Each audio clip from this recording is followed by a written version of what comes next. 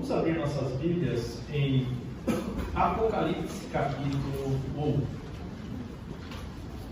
Vamos iniciar uma série de mensagens sobre o livro de Apocalipse e hoje nós queremos falar a revelação do Senhor Jesus Cristo, como o Senhor Jesus Cristo se apresenta à sua igreja.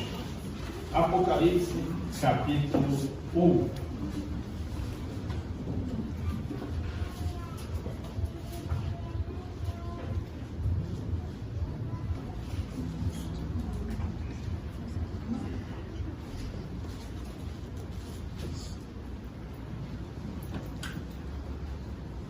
Revelação de Jesus Cristo, ao qual Deus lhe deu para mostrar aos seus servos as coisas que brevemente devem acontecer, e pelo seu anjo as enviou e as notificou a João, seu servo, o qual testificou da palavra de Deus e do testemunho de Jesus Cristo e de tudo o que tens visto.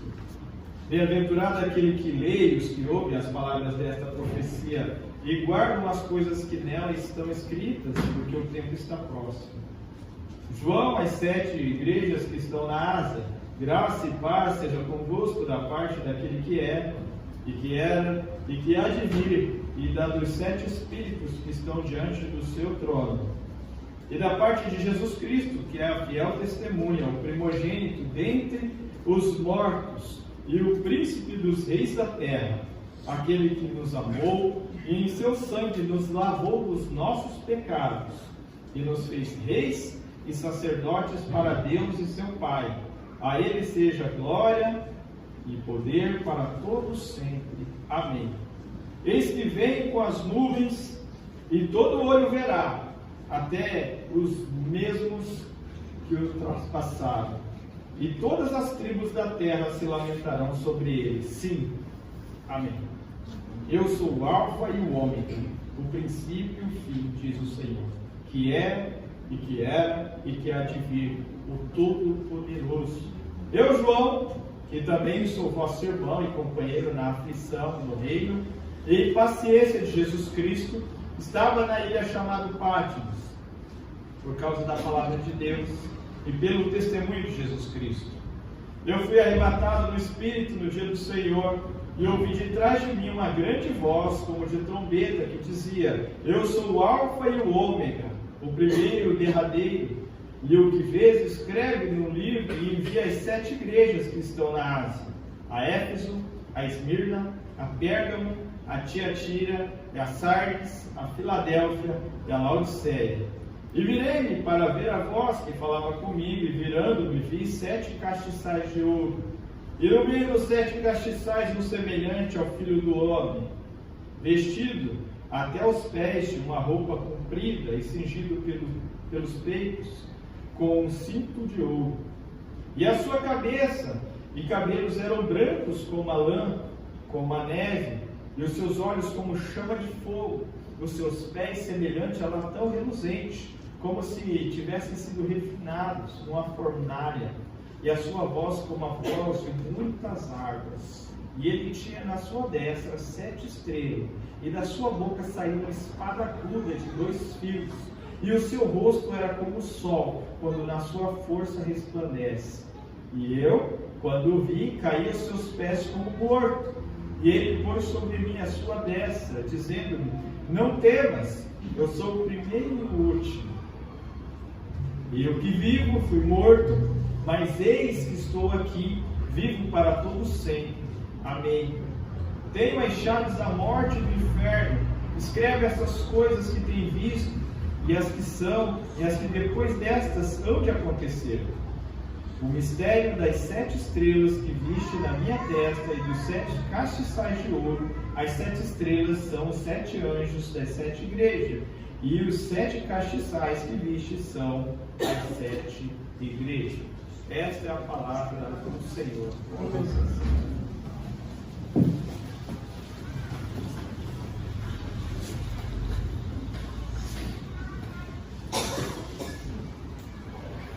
O contexto histórico em que Apocalipse foi escrito era de terríveis perseguições, e cristãos sendo queimados, crucificados, mortos ao fio da espada e de uma tremenda perseguição. João participou pelo menos de 2 perseguições. A primeira perseguição foi por Nero.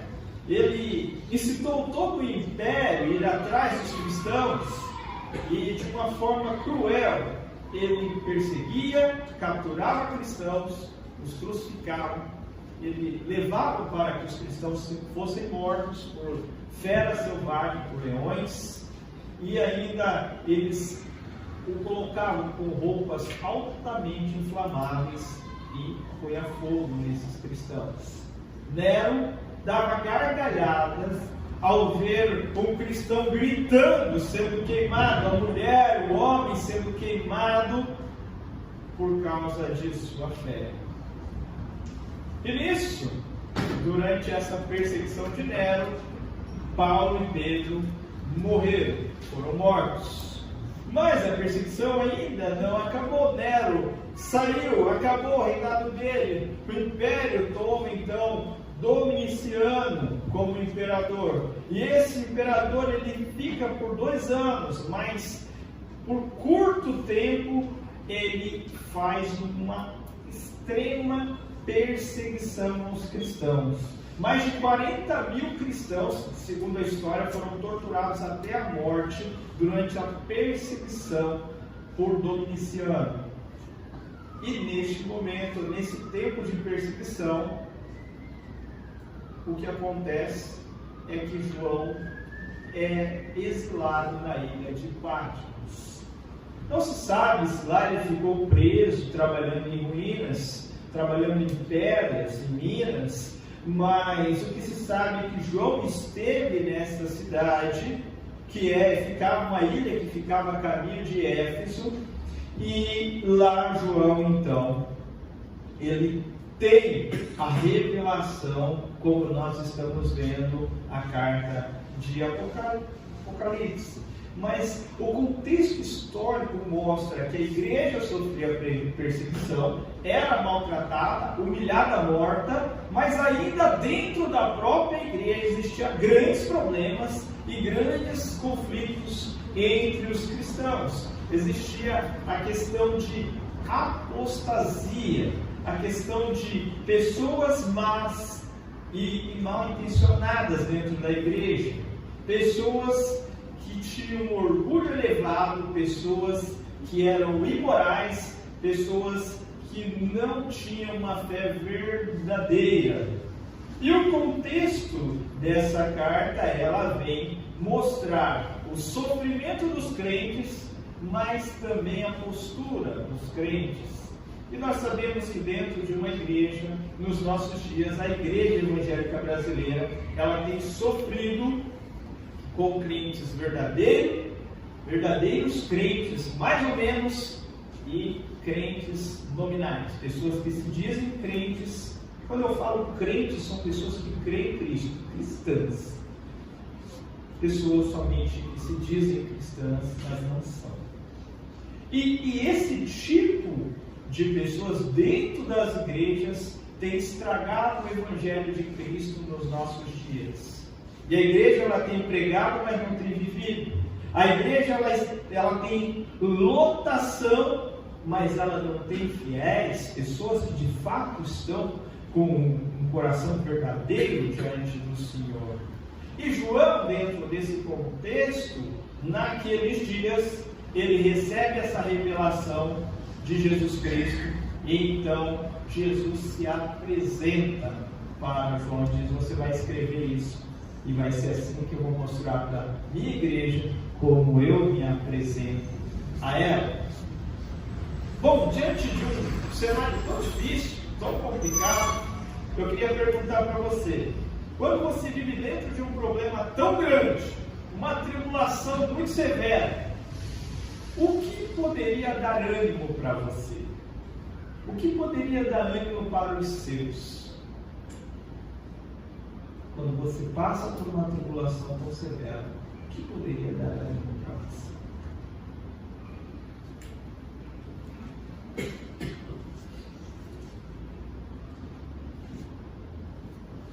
Bom, quando João ele vai para essa ilha, com certeza o que está acontecendo com ele é uma grande tribulação. E ele tem em mente aquilo que está acontecendo no mundo com os seus irmãos. Todos os apóstolos já tinham morrido. Todos, só estava ele. Fala, agora é minha vez. Então, isso traz para ele um momento de bastante tristeza.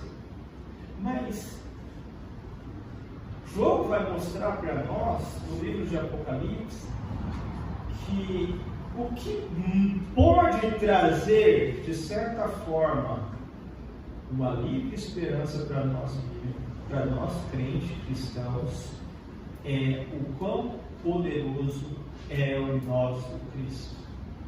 Quão poderoso é o nosso Cristo.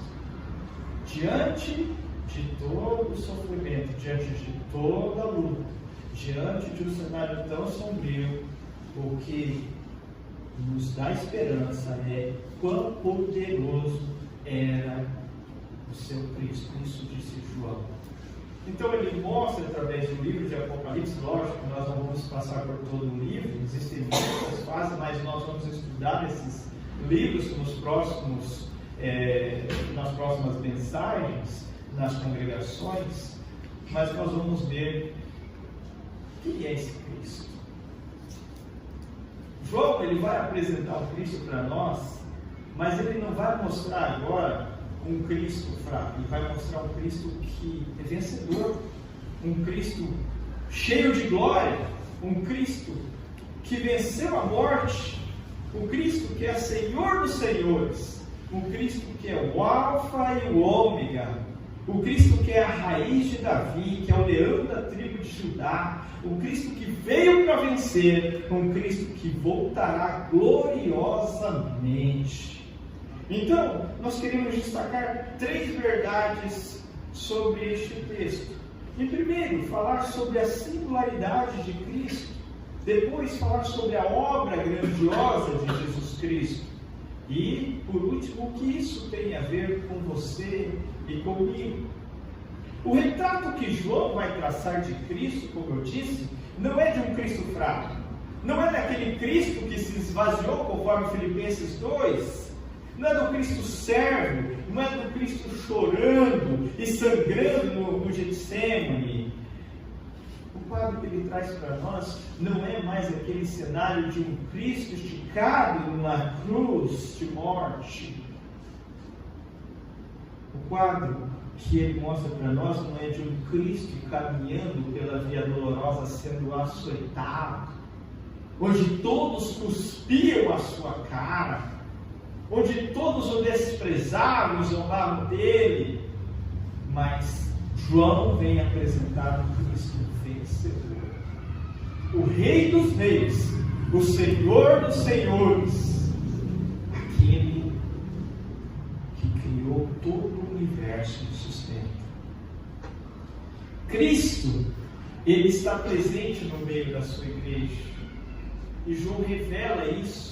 Veja nos versículos 11 e 13, que dizia: eu sou o Alfa e o Ômega, o primeiro e o derradeiro, e o que vês escreve no livro e envia as 7 igrejas que estão na Ásia, a Éfeso, a Esmirna, a Pérgama, a Tiatira, a Sardes, a Filadélfia, a Laodiceia, e virei-me para ver a voz que falava comigo, e virando-me vi 7 castiçais, e no meio dos 7 castiçais, um semelhante ao Filho do Homem, vestido até aos pés, de uma roupa comprida e cingido pelos peitos com cinto de ouro. Olha, Cristo, ele está presente no meio da sua igreja. Certa vez, vou contar uma história que está no chat. Não se incomode comigo, me perdoa já de antemão, mas eu estava exatamente aqui onde eu estou, mas eu estava limpando o chão aqui, e o Richard estava um pouquinho ali, e eu disse, o Richardson ia dirigir o culto, ia fazer a abertura do culto naquele dia. Nós estávamos limpando a igreja, era domingo. Eu falei, Richardson, você está preparado, né? E hoje vai vir uma pessoa muito importante aqui na igreja. Você está preparado para o culto de hoje, né? Vai vir uma pessoa muito importante. E ele falou, não, me chama de Neco. Ah, Neco, me ajuda aí. Ele ficou todo mais tímido do que já era, né? E eu disse ao Senhor Jesus Cristo, Charles, Ele vai estar conosco essa noite. Sabe, Cristo, Ele está presente no meio de sua igreja. Amém. E de uma maneira tão bendita e gloriosa, Ele anda no meio da igreja, Ele nos conhece, e é isso que Ele afirma, Ele conhece a sua igreja. Aqui Ele menciona 7 igrejas, mas depois quando você folhear, olha, Cristo Ele fala algumas coisas que a gente deveria ficar preocupado. Eu conheço as tuas obras, eu sei o teu amor. Cristo fala, arrepende-te. Volte ao primeiro amor. Cristo conhece a sua igreja. E o que João vê é o retrato de um sacerdote, de um sumo sacerdote e rei. Cristo glorioso. Na verdade, um grande sumo sacerdote, aquele que nos conduz a Deus, Rei dos reis, aquele que governa sobre a sua igreja. Ele chega a dizer que tem as 7 estrelas nas mãos, que significa dizer que ele tem a liderança da igreja nas mãos. E aqui é importante nós lembrarmos: quem tem a liderança da igreja nas mãos é Cristo. Lembra disso? Lembra disso. A liderança da sua igreja está sobre as mãos de Cristo. Esta igreja está sobre as mãos de Cristo, que Ele nos conhece. Essa é uma verdade importante. Ele está no meio dos candeeiros, no meio da igreja, caminhando sobre ela, caminhando no meio dela, para sondá-la, para corrigi-la, para exortá-la, para discipliná-la, para consolá-la. Cristo, Ele tem uma palavra para cada igreja. Ele olha para a sua igreja e faz um diagnóstico. Sabe o que é interessante? Se nós contratar, a igreja contrata consultor de negócio para poder fazer toda a sua estratégia e tal. Tinha um amigo que fez um planejamento estratégico para uma igreja, bastante conhecido, né? Mas aqui eu tenho um consultor Evanderson, né? Então imagine que o Evanderson tenha que fazer uma consultoria para a nossa igreja. O que ele vai fazer? Ele vai olhar minimamente todos os detalhes da igreja. Como funciona o espaço, lugares, suporte, como funciona a misericórdia, como funcionam os jovens, as crianças, como funciona a liturgia do culto, como funcionam as finanças da igreja, foi bem apresentado aqui hoje, como funciona a música. Então ele daria o quê? Um diagnóstico. O olhar clínico de um especialista daria um diagnóstico: olha, vocês são bons nisso, mas vocês são muito fracos nisso. Cristo está falando que Ele conhece a nossa igreja, Ele anda no meio. Ele sabe cada ministério, cada pessoa, quem se envolve, quem não se envolve, né? Quem está parado há muitos anos, quem lê a palavra de Deus, quem não lê, quem é orgulhosão aí. Cristo sabe, né? Quem é o Sidão, que a gente chama, aquele que quer aparecer. Cristo sabe. Cristo conhece a sua igreja, Ele sabe quem o ama. Como disse Pedro, o Senhor sabe todas as coisas. É verdade, Ele sabe todas as coisas. E a pergunta para Pedro é se ele o amava, né? Mas olha, Cristo, Ele diz que Ele está no meio da igreja. Você e eu nunca podemos perder isso de perspectiva. Porque o culto, ele acontece para Deus. De quem é o culto? É seu e de Deus. Imagina quando você senta aí e fala: eu vim prestar culto a Deus, e você não canta, você não ora, e você está pensando na segunda-feira brava que você vai ter amanhã. Você pensa: culto? Não. Ah, mas todo mundo canta. cantou lá, foi bonito e legal, a casa estava cheia, né? Tem quantas pessoas aqui moram aí? 134. 134, está começando a ficar boa, né? Vai começando com 400%. Deixa eu falar. Muito bem. Mas olha, o culto vai ter 134 pessoas. Mas se você não cultuar, você vem aqui perder seu tempo meu. Porque aqui é você e Deus. Presta atenção nisso, nunca perca de vista. Cante com o seu coração, ore com o seu coração, esteja com os seus ouvidos atentos para amar o Senhor. Se dedique a Deus. Não ache que você está num grupo de pessoas e que em grupo vale. Mas é você e Deus. É você e Deus. O culto é você e Deus, na presença de Deus. Por isso é tão importante você estar aqui na casa de Deus prestando culto. O culto também, além de ser você e Deus, é você e o outro. Você e o próximo. E você nunca pode experimentar isso pela internet. Apesar de que seja bom que você escute a mensagem, né, pela internet, mas é importante que você esteja aqui. Existem igrejas que se reúnem pela internet. Né? Como que nós podemos depois comer pela internet? Né? Comer juntos, tomar a ceia junto pela internet uns com os outros. E aí nos exortarmos, não é mesmo? Mas o culto, ele é mais do que uma reunião de cristãos. Sabe por quê? Porque quando este culto está acontecendo aqui, nós temos aquele que anda no meio da igreja. Cristo. Cristo anda no meio da igreja. E João apresenta um Cristo que é onisciente, versículo 14. A sua cabeça e cabelos eram brancos como lã branca, como a neve, os seus olhos como chama de fogo. Veja, ele mostra aqui a sua cabeça como sua cabeça e cabelos eram brancos como a lã branca, como a neve. Aqui nós vemos um símbolo da sua eternidade, que significa que ele existe antes do tempo, que ele é o próprio Pai da eternidade, que ele trouxe à existência todas as coisas. João revela, Cristo, ele existe antes que o reloginho fosse criado, antes que o reloginho fosse startado. Ele é o Pai da eternidade, e ele trouxe à existência, através do seu próprio poder, todas as coisas.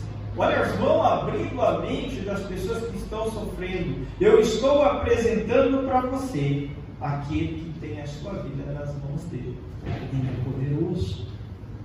Ele diz, os seus olhos são como chama de fogo. Isso fala da sua onisciência. Ele sabe tudo, ele sonda todos.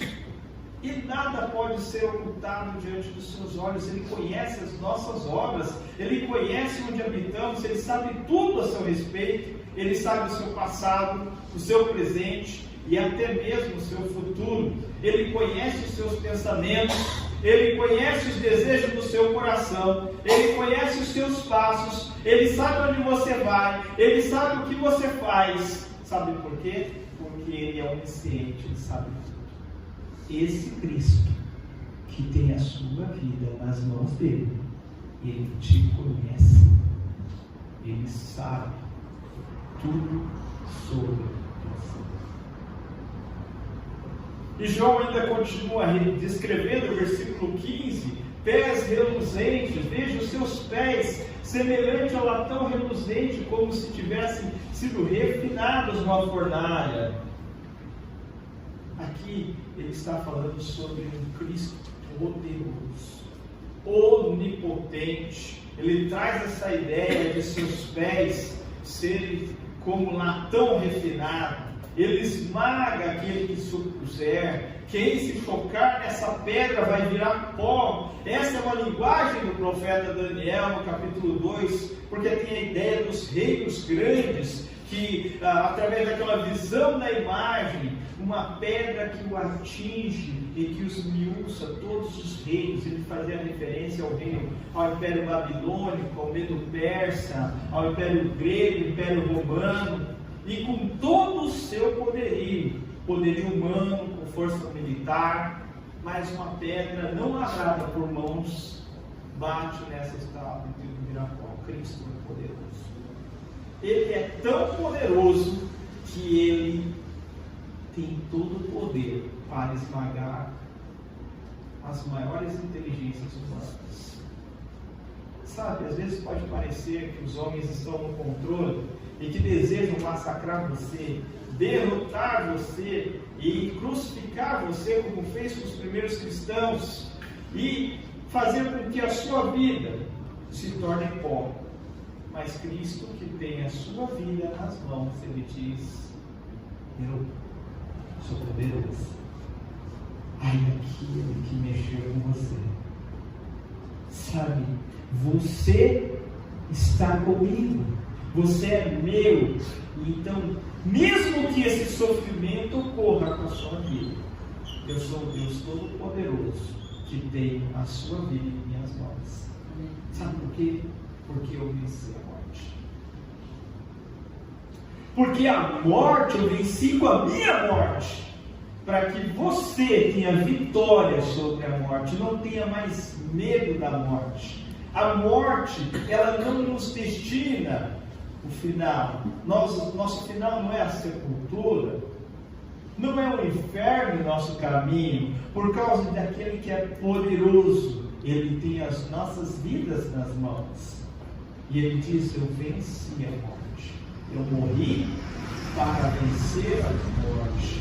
Então Cristo, ele diz: eu sou poderoso para guardar a sua vida. E é necessário que a igreja saiba que Cristo, sendo poderoso, ela tem poder para alcançar o mundo, poder para fazer a sua obra, poder para viver sobre o seu domínio, poder para andar em santidade, poder para viver na verdade e não ser escravo do pecado. Sabe, um versículo importante que Cristo traz para nós diante deste texto é o versículo que mostra o seu amor. Veja o versículo 5: e da parte de Jesus Cristo, que é a fiel testemunha. Olha o que João diz: ele é fiel testemunha, o primogênito dentre os mortos, o príncipe dos reis da terra, aquele que nos amou em seu sangue, nos lavou dos nossos pecados. Sabe, Cristo, ele conhece essa igreja, irmãos. Ele sabe da sua vida. Ele sabe como você tem vivido. Ele sabe o teu compromisso com Ele. Ele sabe o quanto você se dedica para Ele. Ele sabe o quanto você o ama. E sabe o que Ele diz? Que Ele nos amou. Cristo ama essa igreja. Amém. Cristo ama você. Sabe? E Ele nos lavou com seu próprio sangue. Isso deve criar em nós uma segurança tremenda. Ninguém jamais viu a Deus. Quando João teve essa visão, sabe o que aconteceu com ele? Ele caiu morto. Caiu morto. Mas sabe o que Cristo faz? Cristo vai lá e pega com a sua mão e diz: não temas. Não temas. Eu sou o primeiro e o último. Cristo ama essa igreja. Cristo ama você. Como está o seu compromisso com Cristo? Na sua vida de lutas, você tem lutado sem Cristo? Você tem vivido sem considerar aquele que te ama? Aquele que derramou o seu sangue para te salvar? Como você tem se importado com Cristo? Avalie hoje o seu coração e tome uma decisão. Eu sei que Cristo me ama, eu quero amá-lo mais. Cada dia no meu viver, cada dia, que cada dia meu por mais que tenham lutas e sofrimento, eu contemplo a Cristo. E eu desejo estar mais perto de Cristo. Eu disse para o meu filho: qual o objetivo da sua vida? Ele falou: não sei. E olha, nós vivemos para glorificar a Deus com a nossa vida. Aí ele repetiu o catecismo: para glorificar a Deus. Mas o que é glorificar a Deus na sua vida? Quando você se mexer, seja para a glória de Deus. Quando você piscar, seja para a glória de Deus. E tudo que você fizer na sua vida, você trabalha, você vai para a escola, você vem para a igreja, você canta, você ajuda em casa, e em tudo que você fizer, precisa ser para a glória de Deus. Contemple o Cristo vencedor, poderoso. Ele vai vir, ele vai aparecer diante de nós. O texto diz que ele vai vir e todo olho verá. Mas eu vou dizer para você: como é que você está para encontrar com Jesus? Como é que está a sua vida? Você vai ter a alegria de encontrar com Jesus? Ou você está dizendo: Senhor, hoje não vem hoje não, Senhor, não vem hoje não. Você quer encontrar Jesus? Você quer que Cristo venha para dizer: Senhor, glorioso é o teu nome. Nós estamos aqui unidos num só propósito, nós estamos nos esforçando para que esta cidade viva para glorificar o teu nome. Que Deus nos abençoe para contemplarmos Cristo. Em meio ao sofrimento, nós possamos ver que Ele é poderoso e que tem as nossas vidas em suas mãos. Que anda no meio dessa igreja e conhece a Igreja Batista Central. Vamos orar? Pai, nós te adoramos. Nós sabemos, ó Deus, que o Senhor é onipresente, o Senhor é onisciente, o Senhor é onipotente. Então nada passa aos seus olhos. O Senhor tem o melhor diagnóstico de quem somos nós. Cada um de nós diante do Senhor.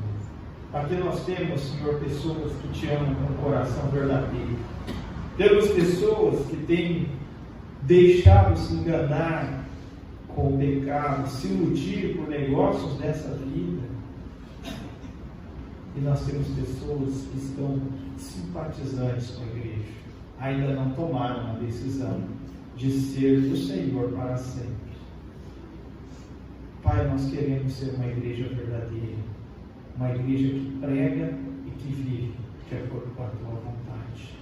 Obrigado pelo Cristo vencedor, que tem todo o poder nos céus e na terra, que venceu a morte e que nos abriu o caminho para os céus. Nós te louvamos e pedimos que o Senhor nos abençoe agora, abençoe a comida que vamos comer e que a nossa comunhão seja verdadeira no Senhor. Em nome do Senhor Jesus. Amém. Amém.